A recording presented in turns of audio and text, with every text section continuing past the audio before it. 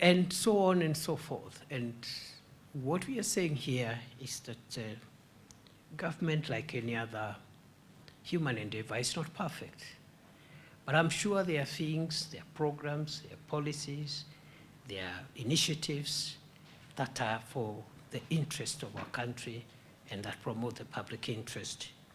And I think it is only fair, even as corrective reporting is done on the imperfections of some of the programs, it is only fair that those highlights of what is working also find their space in your reporting.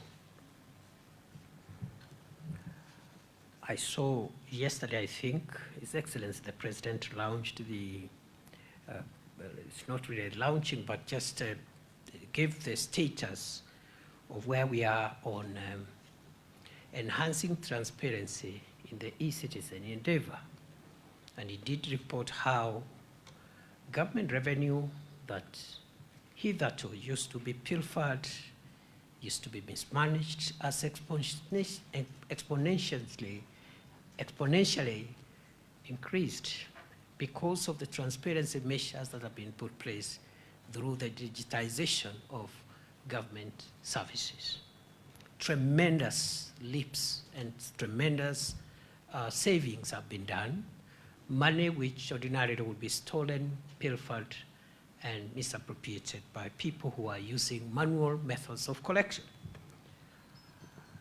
In the fight against corruption, which I think remains one of the most consequential fights that this country must sustain to be able to survive in the long run, for the country to survive in the long run.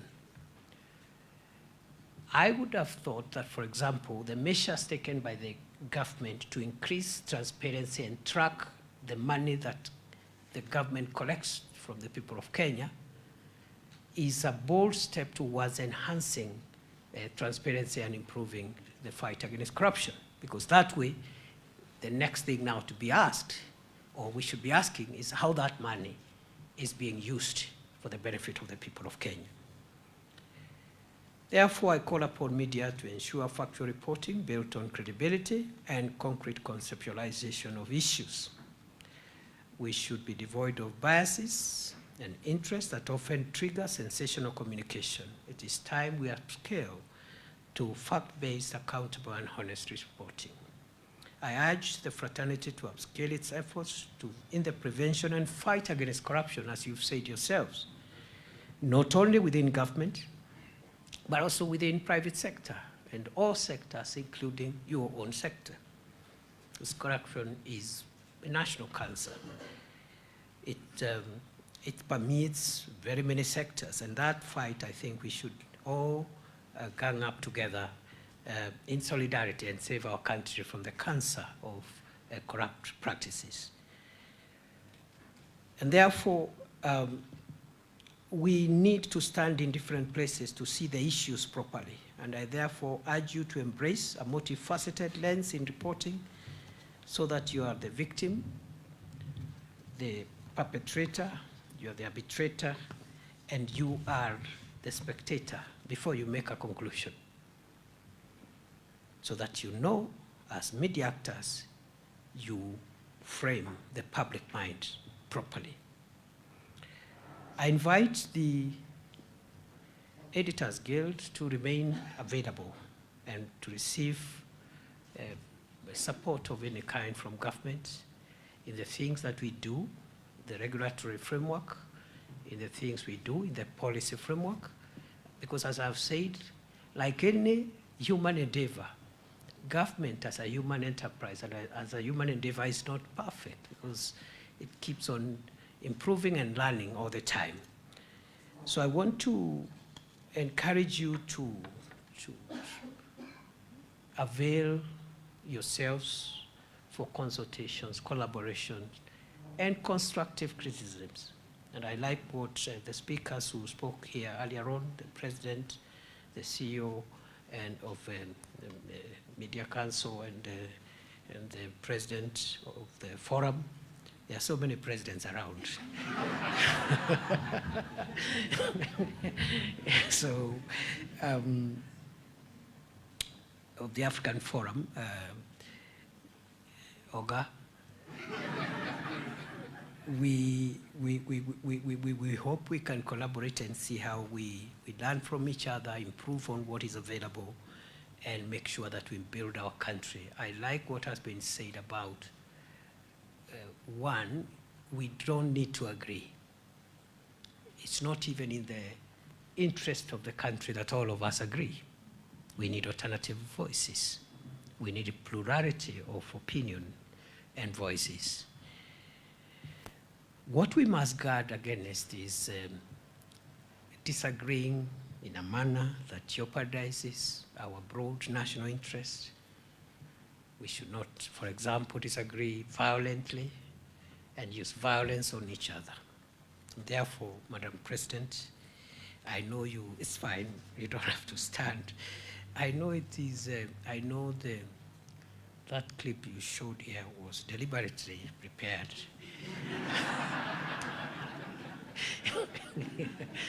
And the message is home. The message is home. And I better say no more because other than the current role, you know, I am the immediate security minister of the country. So some of the things you're saying, I'm familiar with them. You are familiar with them. Maybe because we were in different positions and roles, I could have a perspective that you may not have. But I also admit there are perspectives from your side that we could not have as government.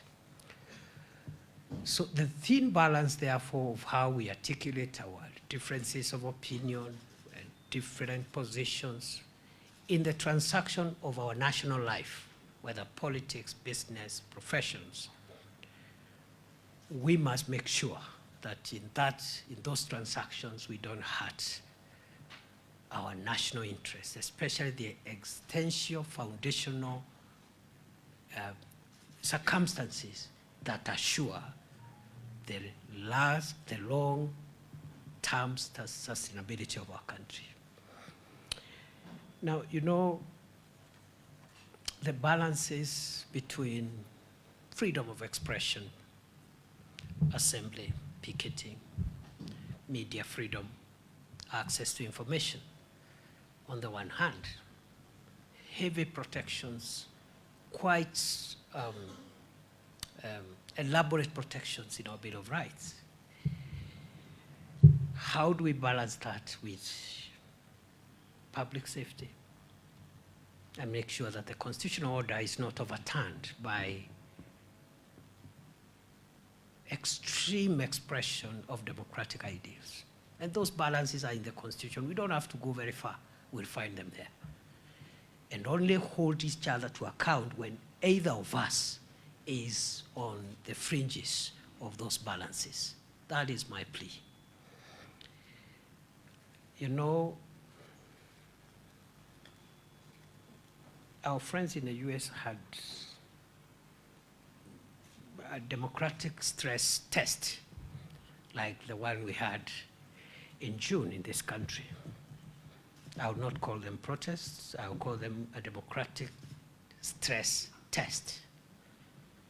Because the tensions between the liberties of the citizen, which are immutable and entrenched, and the survival of our constitutional institutions, that delicate balance is something we will have to navigate going forward.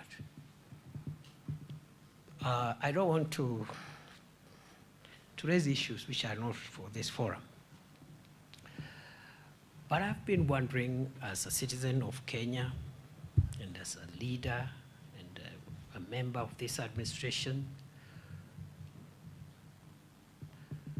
we are guaranteed our freedoms in very absolute ways, sure.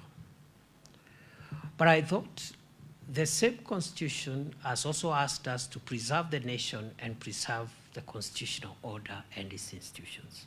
I thought so. I thought so. If that be the case, for example, if, for example, through popular consensus, and I'm saying this is hypothetical, it did not happen, but if by popular consensus we generate adequate public consensus to do away with some of the institutions of governance completely, and we can go all the way into doing a referendum to validate it, because that is the absolute way of democratic expression. We decide, the people of Kenya are sovereign, it is true. They exercise their sovereignty either directly or indirectly, directly through the organs that are established in the Constitution, like Parliament, Legislature, Executive, but directly through elections and referenda. If we all decide, for example, through a popular consensus that we build public consensus that we don't need some of the institutions that are established under the Constitution. It is popular, it is in the public interest, but I don't know whether it is in the national interest, for example, hypothetically, to abolish the judiciary. Because you can do that in a referendum. You can do that in the referendum. The people have decided we just need 2 arms of government, for example. We don't need an arm of government that deals with disputes between citizens and among each other, or between citizens and those who are responsible for running government institutions. So it's food for thought, and I know, I believe, and I really hope I'll be invited again, because these are things I would want us to spend a bit of time informally discussing. Informally. It costs nothing to exchange views. And you don't have to take my views. I also don't have to take all your views. Yeah? But because this is a formal process, I will leave it there and say the following things that are relevant as I close to this forum and the issues that have been raised, including the clip that was showed carefully and strategically. First, my sister here, our Cabinet Secretary for ICT, is one of your own.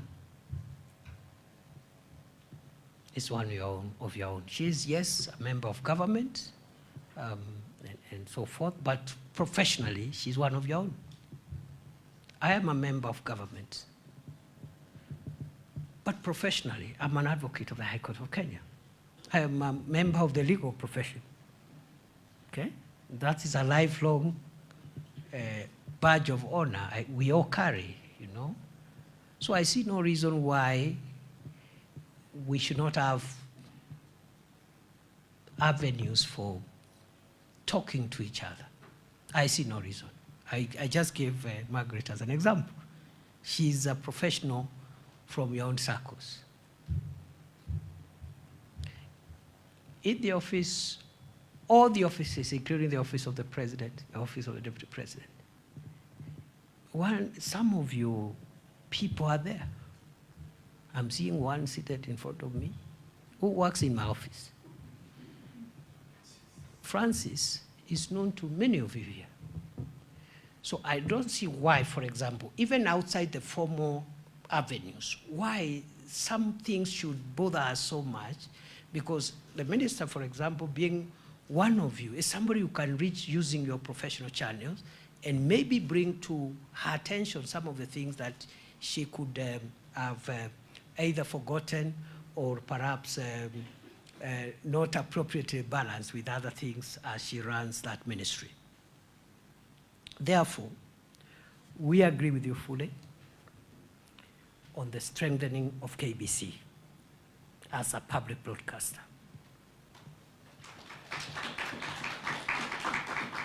We equally agree with you fully and unequivocally on the need for us as a country governed by the rule of law and a constitutional order. We should respect court orders and what the courts have said about the relationship between the Media Council of Kenya, and the Communications Authority. There should be no doubt or debate, because we are a country run by the rule of law. There could be interpretational issues and so forth, but that is a discussion we can have. But I think there is nothing to negotiate around that space. On the safety of journalists, we agree. For the reasons which I have said in my formal remarks, we agree that the safety of journalists is critical. We believe in the freedom of the media.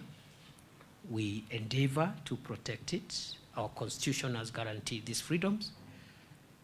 And you expect it in a society, occasionally there will be infractions.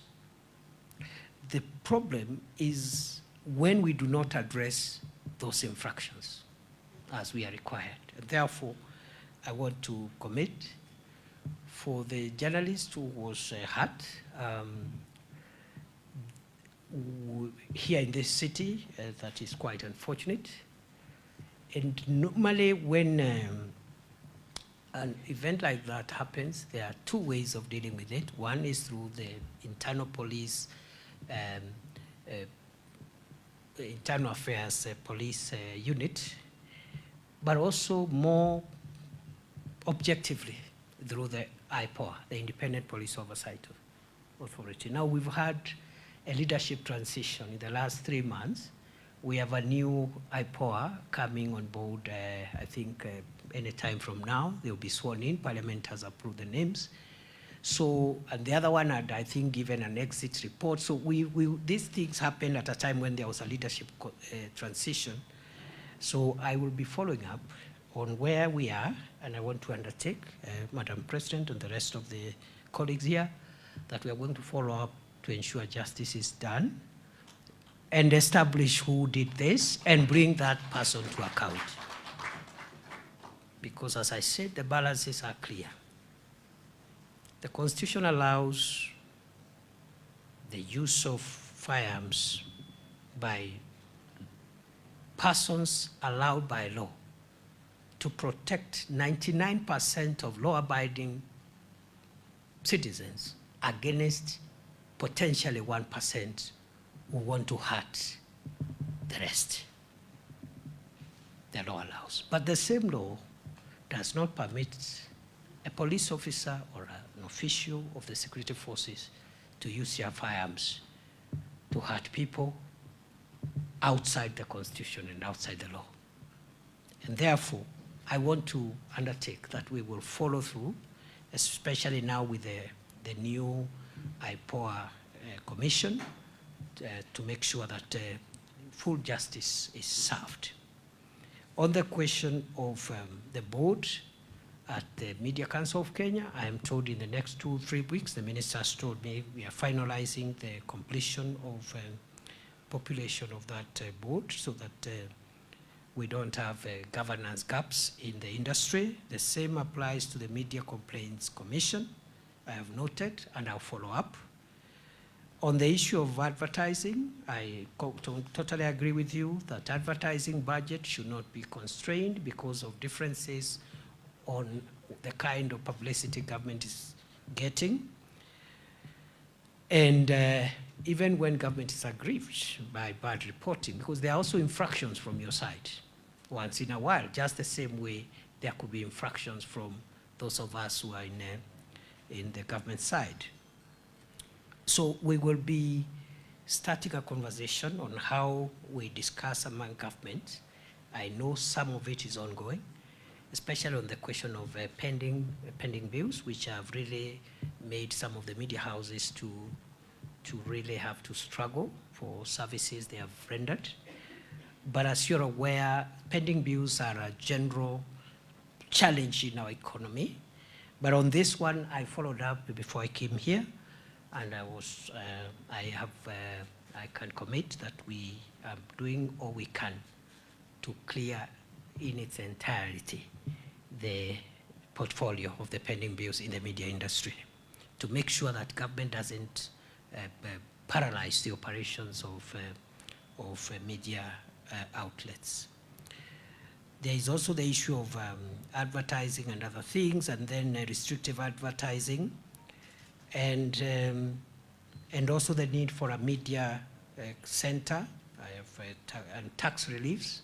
We have captured that. So I would propose that both using the formal and informal channels, we can be able to, I've already given you already, in my office, Francis works for Government of Kenya and is with me all the time.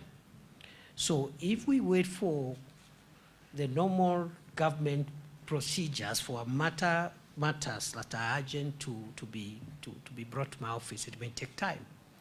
But if you reach out to Francis, there's nothing wrong with that. We have this, inform the Deputy President, we have this issue. It's a faster way. The minister here is one of your own. You can reach out to her, even directly. And I think for me, that's the best way to handle some of these things. And it doesn't compromise anything. We still are who we are, and we respect each other's space. Then, as I end, you have raised two very important things, Madam President and the other speakers. I have spoken to one of them, and that is the need to fight corruption and the need for accountability by government to make sure that public resources are not stolen, they are not diverted, and they don't benefit private people, because that's unlawful and unconstitutional. That's one of them. You did hear the President on the State of the Nation address. He made it very clear that we must heavy lift, the country must heavy lift on the fight against corruption. We cannot sustain this country like this anymore. Something has to give way. The same way we've made difficult economic decisions in the economy, and that's why there has been a bit of unease, because some of these decisions have their side effects, especially at the initial stages. We must also heavy lift on the fight against corruption, using the hard ways, like the ones I said, jailing people and so forth. But also I also mentioned about soft ways. How, for example, using technology, we have reduced the number of characters who are diverting public funds. And if we put that project into 100%, collect traffic fines and everything digitally, we would have saved a lot. And then, of course, we start now asking, how are we spending this money? And that's a conversation we must engage in. But the second and last grave matter that you've raised, and we concur entirely, is the issue of what climate change portends for Kenya. I am glad you took initiative to develop a manual and build capacity for journalists and editors to be able to transact with this very complex and quite frightening phenomena that is changing the DNA of the world. His Excellency the President has provided political and diplomatic leadership on climate change diplomacy globally, leading to the hosting of the African Climate Summit in Nairobi. And thank you very much for the support you gave. The highlight, the profiling of that summit was phenomenal, and we owe it to you, because you are the owners of the instruments of visibility. Climate change and corruption today are national security threats. I have just left the Interior Ministry. The traditional threats of terrorism, organized crime like banditry and so forth, and trafficking in persons will continue to be there in the foreseeable future. But additionally, in our national security priority list, corruption, because of the effect it has on economies and sustainability of the nation, and climate change are part of the national security matrix. And when I mean national security, I mean existential and survival aspects of our country. The DNA of the world, including Kenya, is changing because of very, very, very hostile and brutal effects of climate change. Severe droughts, severe floods, a displacement of populations and communities, resource conflicts, everything in between, even diseases. And therefore, good people, you are leading the way in integrating your profession to the science of climate change, and that is very commendable. And this country applauds you for what you've done. And really, if anybody had a doubt that the Kenyan media is a trailblazer and a thought leader for the region, and I dare say, we also compare very well even in the world. The kind of things Kenyan media does are not in so many democracies, as much as we have problems. In fact, the reason why the challenges we have get highlighted and we get angry when infractions are committed is because our country allows the visibility of those infractions, and we have a very good media, a very good constitution, and I think we should all struggle to fit into the very, very, very good example that you provided so that other sectors can follow suit. Those are my remarks for today. I wish you all the best. I hope you said you're giving me the book or something. That would be good. And thank you for inviting me for the park thing, the park and dinner something, the game drive. I really wish. I'm actually tempted to take the offer. So I wanted to ask, don't clap too soon. I wanted to ask whether it is in order as a mitigating factor, now that I'm not able to take the offer, whether a dinner tonight at the park can be on me. So, Madam President, as many of that opinion say aye, the ayes have it. So there are no contrary views. I really wish you the best. It's a beautiful county. DG, tell the governor we are happy that they are hosting us. You're hosting us here. We wish you well. Our guests and friends of Kenya, the Chinese government representative, the British government representative, the partners who have supported our media to grow in leaps and bounds, asanteni sana. Na mimi tunaomba tu tujaribu tu kuelewana kama Wakenya, mahali matatizo yako, tuyatatue. Ofisi ya Rais, ofisi zote za serikali ziko wazi, na you're free to contact us, even directly, on what you think we need to do. So we need to look, Margaret, you need to agree with this team. You need to agree with these colleagues on what they want. I heard them say there are things that they have challenges with in our proposals. Don't allow those proposals to go very far without having a sit down and canvassing some of these issues. We might as well find out that the issues are valid, and I suspect they are, and we should not be able to push through something that will hurt our colleagues in the media industry. So take it up.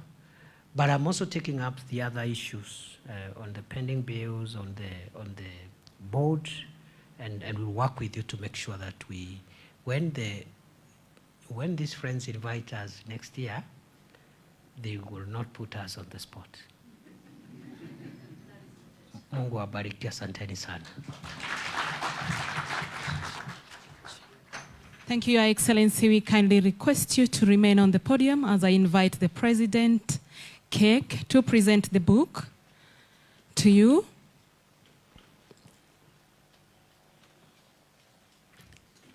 the President, the book is being handed over to you. Then you present it to the Deputy President of the Republic of Kenya. Let's appreciate her as she is handing over the book.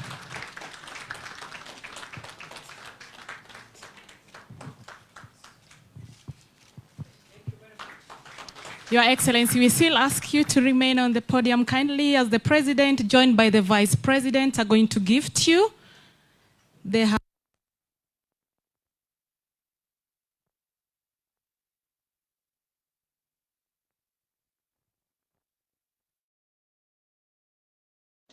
Let's appreciate His Excellency the Deputy President and the team of KEC for presenting this gift to the Deputy President. With all humility, once again, the Deputy President, we humbly request you that you remain on the podium as we invite the team of executive commissions, executive members to join. Executive committee, we have the partners also to join for a photo session, just a group photo. Kindly let's move to the podium. Partners as well, we have the representative of China and UK, kindly also join, so that we have one group photo for this ceremony, a memory that will go down the line for the 7th KEC convention held here in